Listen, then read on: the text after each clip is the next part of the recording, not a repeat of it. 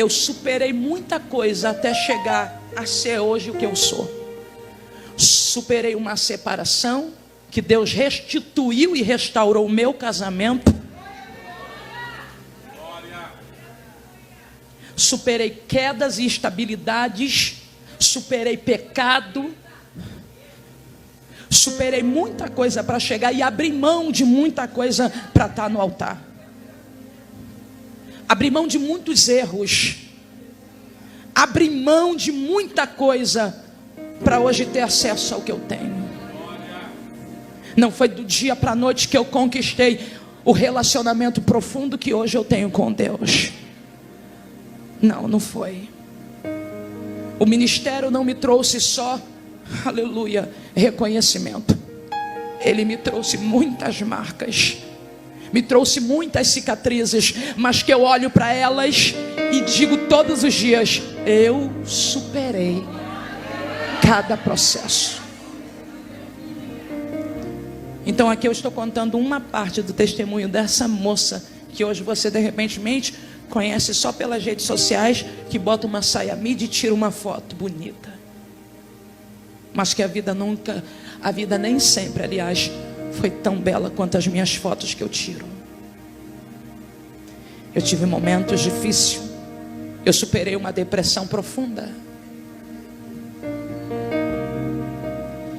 E eu estou falando que eu me deprimi quando eu já estava no Evangelho. Interessante que os abusos, a fome, não me trouxe depressão, como o ministério me trouxe. Agora eu entendo Jeremias, eu entendo Jó, eu entendo Davi. Pastor Eliana, eu superei uma depressão profunda. A depressão, ela se aproxima porque ela encontra uma porta. Ela entra pelas lacunas deixadas por outras situações que a gente passa. Perdas, traições, decepções, amargura de alma, angústia de coração, falta de perdão, relacionamentos quebrados e destruídos, perdas de pessoas que a gente ama. São portas que a depressão, ou seja, brechas que a depressão acha para entrar. É uma doença neurológica sim, mas que Satanás se aproveita dos nossos neuros comprometidos para entrar e destruir o nosso emocional e o nosso psicológico. E a minha teve uma porta: a perseguição que eu sofri dentro da igreja, as acusações que eu enfrentei de gente que carrega uma Bíblia debaixo do braço.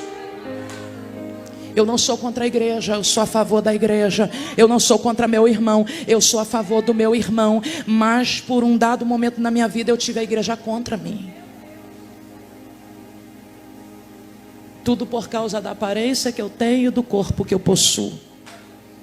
Um vestido justo, uma pregação exagerada, sem um pouco de equilíbrio. Me faltava um pouco de equilíbrio, me faltava um pouco de senso. Mas eu estava pregando. Eu fui bombardeada. Eu fui tida como prostituta. Eu fui tida como pombagira. Eu fui tida como Jezabel. Eu fui chamada de tudo quanto é nome ruim que vocês possam imaginar. Não foi pelos ímpios, foi pelas pessoas que se diziam ser evangélicas. Eu fui bombardeada, destruída, que ao ler tudo aquilo que eu li, aquilo me levou para dentro de um quarto e me fez querer desistir de tudo, da minha chamada, do meu ministério, a ponto de eu desligar os meus telefones, as pessoas ligarem, não conseguir falar comigo, meu esposo falando: você não vai atender o convencional. Eu falei: não, eu não quero mais isso para mim. Eu sei, aleluia, que é um preço muito grande para ser pago. E eu entrei numa depressão profunda, que eu não queria mais nada. Sentia tudo que foi relatado aqui pela uma moça no seu testemunho. O coração acelerava, parecia que eu estava tendo um ataque cardíaco.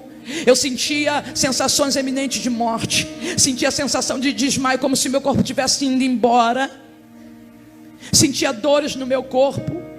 um medo, um pavor na minha alma, que todas as vezes que eu parava no médico, o médico dizia: a sua pressão está 12/8, a sua pressão está normalíssima, você não tem nada, os seus batimentos cardíacos estão corretos. Então o que é que eu tenho? Eu tenho uma doença que a depressão colocou em mim, uma doença, ou seja, uma doença que a depressão trouxe para o meu corpo por causa de perseguições, por causa de palavras malditas, por causa de palavras de gente que acha que ferir é só usando uma espada ou usando uma arma de fogo, que matar é só quando a gente aponta uma arma na cabeça de alguém. Não, a gente mata e a gente fere com palavras também.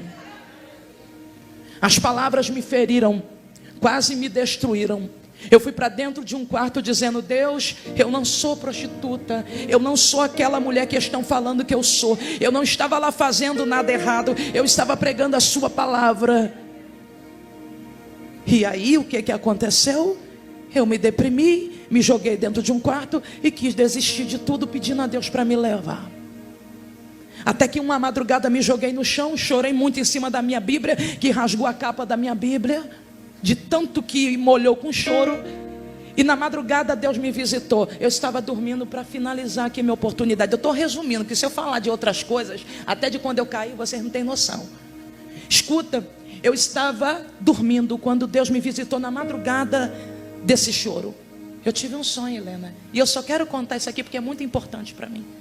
Eu tive um sonho. Eu estava indo para uma igreja no sonho. Porém, quando eu chegava na porta da igreja, a igreja estava lotada. Eu não conseguia entrar. Mas no sonho meu coração almejava, porque eu queria ouvir a palavra. Mas não tinha lugar para mim ali. Ninguém deixava eu entrar. Então eu voltava triste daquela igreja e seguia meu rumo num caminho escuro, numa rua sem saída. Eu estava triste, com a cabeça baixa, quando de repente aparecia um cachorro muito grande. Era um animal muito grande, ele aparecia no meio do meu caminho e eu dizia: pronto, agora mesmo que eu serei destruída. Ele vai me atacar e eu vou morrer, porque não tem ninguém aqui para me defender. O cachorro apareceu, mas de repente, quando ele se aproximou, ele me olhou bem. E quando ele me olhou, eu senti que houve um pavor no olhar dele. Porque quando ele começou a sentir medo, ele começou a jogar as patas para trás, recuando, e eu não entendia. Eu dizia: por que esse cachorro que eu estava prestes a me atacar, eu estou sozinho aqui, ele está recuando? Nisso ele sumia nas sombras e eu via a oportunidade de continuar avançando. Eu continuava avançando naquela rua, até que aparecia uma mulher toda rasgada, e ela vinha como se fosse me atacar, mas de repente ela tomava a mesma atitude do cachorro. E ela começava a se afastar e se escondia nas sombras. E era como se aquilo ali dissesse para mim: continue. E eu continuava, até que no final da rua encontrei uma porta grande de madeira. E eu sabia que para mim atravessar para um outro lugar, eu tinha que entrar naquela porta de madeira.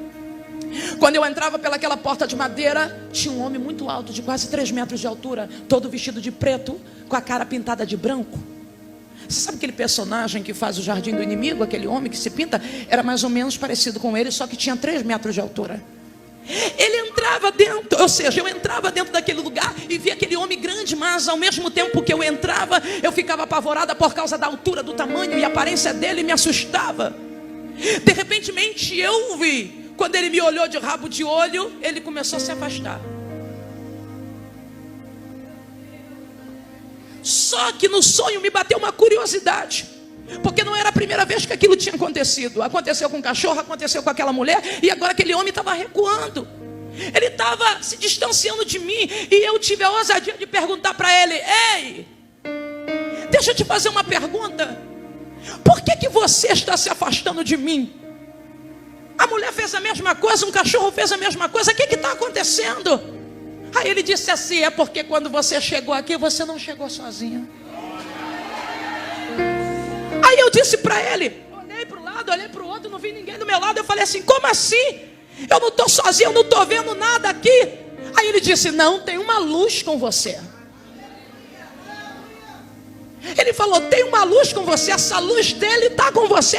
Aí eu perguntei: quem é ele? E quem é essa luz que anda comigo? Ele olhou para mim e ele disse: ele não te contou quem ele é? falei, não. E ele virou para mim e ainda falou mais. E ele não te contou porque ele anda contigo? Eu falei, não, e eu quero saber, me fala. Ele disse para mim, ele anda com você por causa do teu coração. Aí ele virava para mim e dizia assim, moça, tu tem um coração bom, tu tem um coração nobre, ele te conhece aqui, por isso que ele anda contigo e não está deixando a gente se aproximar. Eu estava diante do inimigo, vendo o inimigo confessar diante de mim o porquê que eu era protegida. Quando eu acordei dentro do meu quarto, eu ouvi uma voz, como se fosse a voz de um profeta dentro do meu quarto, citando as mesmas palavras que Samuel citou quando viu Eliabe. E Deus falou, eu não vejo como vê o homem olha a aparência, mas eu conheço o coração.